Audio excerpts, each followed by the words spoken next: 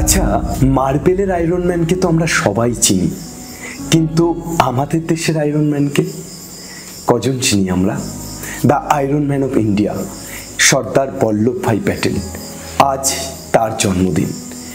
31শে October 1875 সালে তিনি গুজরাটের একটি ছোট্ট গ্রামীণ পরিবারে জন্মগ্রহণ করেন, কিন্তু তার মানসিক দৃঢ়তা তাকে অনেক বড় মানুষ করে তোলে।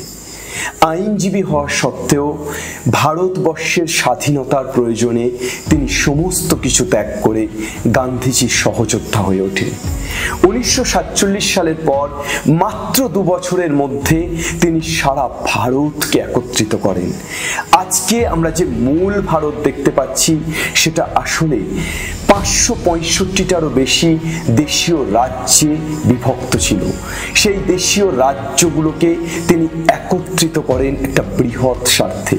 তিনি সবসময় বিশ্বাস করতেন একতাই শক্তি এবং বিভাজন দুর্বলতা। আজকের সময়ে দাঁড়িয়ে আমরা কোথায় আছি? আমরা তো বিভাজনের রাজনীতি করছি। প্রতিদিন প্রতিটা মুহূর্ত ধর্মের নামে, জাতির নামে আমাদের দেশকে আলাদা করার চেষ্টা করা হচ্ছে, দেশের মানুষকে আলাদা করার চেষ্টা করা হচ্ছে। এই চঞ্চল পরিস্থিতিতে দাঁড়িয়ে, এই সময়ে দাঁড়িয়ে সর্দার বল্লভভাই প্যাটেলের সেই আদর্শ আমরা কি আদৌ ফলো করতে পারছি?